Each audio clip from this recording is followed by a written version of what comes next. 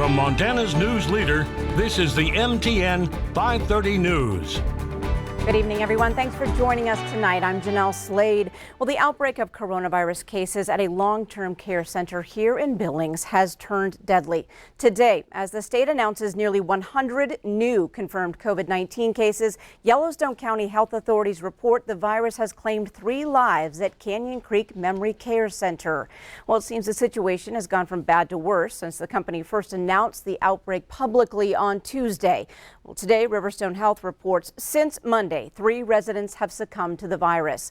A woman in her 70s died Monday, a woman in her 80s died yesterday, and this morning a man in his 90s passed away.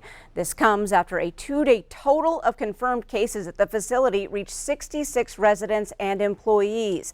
Now, 32 residents and staff tested negative, and Canyon Creek is waiting now for results on 16 tests.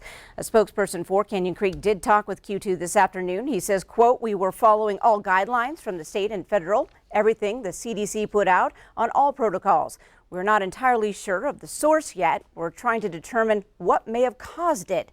Now, Chase Salyers also says that Canyon Creek needs to be aware of many infectious diseases. He says many of the residents are part of the vulnerable population and some have memory loss and suffer from underlying health issues. Now, on a Facebook post, Canyon Creek stated it declined to participate in that voluntary sentinel testing program when it was offered by the state on June 16th.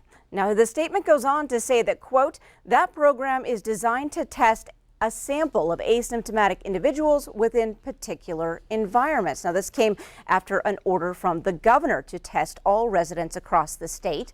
Now, state health authorities report a record 96 new confirmed COVID-19 cases today, 46 of those in Yellowstone County from all age ranges. Lake County has the next highest number at 14. Today's positives bring the state total to 608 active cases. The total deaths across the state now reaches 26. Now, the deaths come as the state's record hits that largest one-day total yet. In fact, this is the 4th time in the past 2 weeks the state has seen a record daily increase. Montana cases generally stayed low after the state entered phase 1 of reopening, but as this graph shows, have been climbing consistently since the state entered phase 2 on June 1st. In Wyoming, a Laramie County man passed away while battling the virus. State health officials say he had no pre-existing conditions, putting him at higher risk. His passing marks the 21st death in Wyoming. Lab confirmed cases is now past the 1,400 mark in the Cowboy State. Well, Montana and the Northern Rockies are bracing for what looks to be a challenging wildfire season later this summer. And just like everything else in the COVID-19 world, fighting wildfires during a pandemic looks a whole lot different than before. Q2's Jay Cohn is here to bring us a closer look. We are not going to have the typical fire camp scenario as we did in past years. That doesn't exist now. When we have people travel, they travel in small groups that they normally work with. So if we're sending a wildland engine somewhere, those 2 or 3 people always work together. And we treat them as a module of one. That's BLM spokesman Al Nash describing some big changes and challenges in store for firefighters and fire managers this summer. You're not going to see those big camps. People are going to camp in smaller groups. You're not going to see the big food lines where people go to a big concession trailer. They're going to be more meals ready to eat this year than anything else. Plus, where it's feasible, managing and supporting the firefight will be done from a distance. They're looking to see how many people can be tasked to support the fire virtually this year. So some assignments people are doing from home, but because of internet connectivity, they can support what's happening at the fire. All of this planning under the backdrop of a worrisome wildfire season approaching. Across the Northern Rockies, the concern is lightning without the accompanying moisture. It's a familiar scenario connected to the monsoon season. The bottom line, as we go into late summer and early fall, things always dry out. They just could be worse this year. And if we get the right weather conditions like we had Tuesday, or from the monsoon, or just that normal heating and instability, we could have a lot of lightning starts this year. Nash says the BLM has adequate resources and personnel to handle a normal fire season. If things take a turn for the worse, help will come from other states, just like Montana firefighters are sent to help out elsewhere when the need arises. Overall, the goal remains the same: to protect people and property. Nash says that's one thing the pandemic has not changed. In Billings, I'm Jay Cohn reporting for MTN News. All right, thanks, Jay. Now, Jay says also new this year, community briefings will be done online rather than in person. The BLM is currently adding new technology and training information officers so they'll be able to keep the public informed virtually.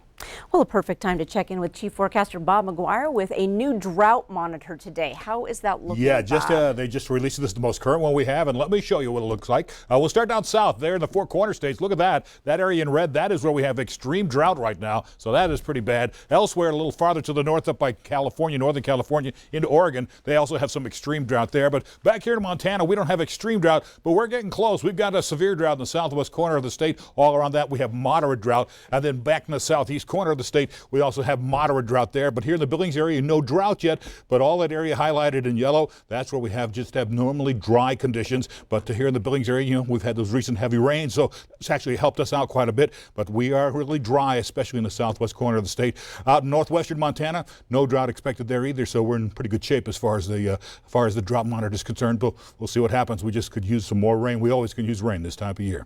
Jeanelle? All right, thanks, Bob.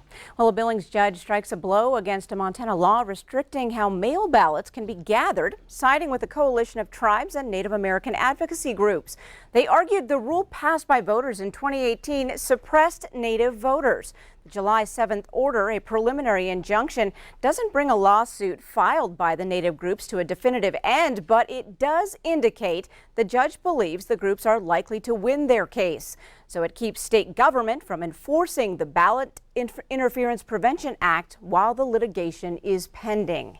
Now, if you or a loved one work in a religious school or a conservative nonprofit, birth control and contraception may no longer be free through the company's insurance plan. This after yesterday's ruling by the U.S. Supreme Court. The High Court ruled 7-2 that if an employer has a sincere moral objection, it doesn't have to offer free contraception through its insurance plans. The federal government estimates anywhere between 70,000 to 126,000 women could now lose contraceptive coverage across the country. We spoke with Martha Stahl, the president and CEO at Planned Parenthood of Montana, and she says this just isn't right. My thoughts turn to those folks because I truly believe that folks should have access to health care and the ability to make their own health care decisions, no matter where they live or where they work or where they go to school or what zip code they live in. Now, that decision could cost those who use contraceptives hundreds of dollars a year in out-of-pocket costs. Relay for Life of Yellowstone County kicks off tomorrow, but due to COVID-19, it's of course going to have a different look. The annual Walkathon fundraiser will now be celebrated from behind the wheel as participants are asked to take their laps driving down 24th Street West. Q2's Chris DeRose spoke with a cancer survivor to find out what this fundraiser means to him. My dad and my mom both were cancer patients, at one time, but until you actually sit in these chairs and go through this, you don't know what it is.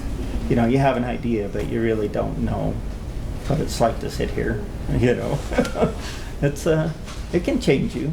David Killens is a cancer survivor. He was diagnosed with multiple myeloma, a blood cancer, in the summer of 2017. And his life-saving treatment took place at St. Vincent Healthcare's Cancer Centers of Montana, right here in Billings. It's going to sound kind of stupid, but I actually look forward to coming here to see these guys. I was going in for treatments, but it's just everybody was so nice and you felt at home. It was a good feeling being here. Oh, I know how that is. He attributes his new lease on life not only to the excellent care he received, but to the support he got through Relay for Life. I don't know if the people that donate and support this realize what it does for people like me, with the gas cards and help with motel rooms and stuff like that. It would be hard to do without that. It'd be really hard because that gets really expensive fast. Relay for Life isn't just a fundraiser for patients and survivors. It's a coming together and a show of community support and a way for people to show they care. That's how David's nurse, Lori Kara Hassan, feels. I mean, as a nurse, when I go to Relay, those patients see me. They know I care here, but they know I care there too. For them to celebrate their survivorship is really important, and to see that I care enough to be there is really important, and that means a great deal to me. Yeah, gotta have a coffee. For patients like David who have worked so hard, and it is a full-time job to get well from a serious illness. He has worked so hard to be well, and he has had such an inspirational and positive attitude through that. I think that's one thing the Relay does. It really cements that in me. It's hard to find anyone who cancer hasn't touched in some way. But now, through the success of Relay for Life, it's hard not to find grateful people like David. I got to do a lot since I got better.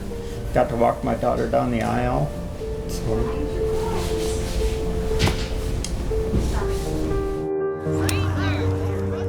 What they do for us is amazing. You know, it really is. Yeah. So I will always be grateful. Reporting in Billings, Krista Rose, MTN News. All right, thanks so much, Chris. Now, if you wish to get involved or to donate to Relay for Life of Yellowstone County, head on over to KTVQ.com. Up next on tonight's 5:30 News, an example of setting a good example to keep our kids safe from COVID-19. We'll explain. And tonight in sports, new regulations for your Big Sky State games, and Scott Breen has the list.